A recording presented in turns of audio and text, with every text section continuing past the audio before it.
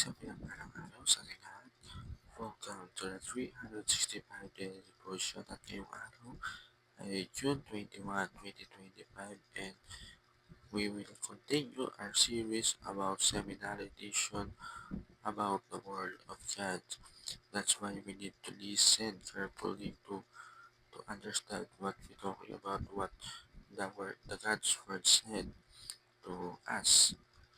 So, ngayon, kailangan natin makinig nga dahil ito yung salita ng Diyos. We are all swerte kasi nakakinig tayo ng ganito. So, dati nga magbabayad ka muna bago ka makapakinig nito. Pero ito, kahit nga i-play mo lang yung audio, yung sound ng yung cellphone, ay mapapakinggan mo na, matututunan mo na. Kaya, yun, napakaganda. So, basahin natin. Yung topic natin ngayon is all about limited atonement. So, sabi dito, limited atonement, better understood as particular redemption. Pagbabago is the reformed doctrine that Christ's death was specifically intended to save the elect, those whom God, in His sovereign grace, chose before the foundation of the world. So, the reformed redemption, yung pagbabago ng ating Panginoon sa buhay natin, sa mundong ito, na talaga palang intended na mamatay yung ating Panginoon ko para iligtas tayo sa ating mga kasalanan. This doesn't meet the power of Christ's sacrifice is limited.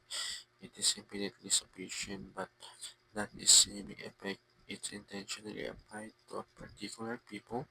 Jesus did not merely make salvation possible for everyone, He actually accomplished salvation for His sheep. This truth magnifies God's grace and secures our confidence the cross it truly saved. So, di ba, tapos maging pastor ka, tapos may sheep ka, ang sheep ay sumunod sa pastor.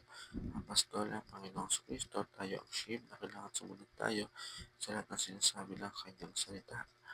So, niligtas niya tayo. Kaya tayo nagkaroon ng salvation is dahil sa Kanya. Na-accomplish yun sa ating kanyang mga sheep, which is tayo, at na-reveal doon yung katotohanan at yung mga dapat natin malaman. So, basahin natin Matthew chapter 1 verse 21. She will give birth to a son, and you are give him the name of Jesus, because he will save his people from their sin. So, ang tinutukoy dito is si Maria, na siya ay mabubuntis ng isang lalaki na papangalan niyang Jesus. So, ay si Jesus Christ at Panginoon. But He will save His people from their sin. Ang Diyos, ang Panginoon sa Kristo ay anak ng Diyos Ama. Siya ay pinadala dito upang magkatawang tao. Siya ay walang ginawang kasalanan kahit na isa. Siya ay namatay dahil sa kasalanan hindi niya ginawa. Kasalanan sa limutan para lang magiging lugod-lugod tayo sa harap ng Diyos Ama. So, napakabuti ng Panginoon. Kahit ikaw ba, kaya mo mag-sacrifice para sa kasalanan ng iba na puro kakaway. Yung mga may kakaway mo lang, hindi mo kaya patawarin, di ba? So, pero ang Diyos, ginawa niya. So, God chose to love you unconditionally even before you were born.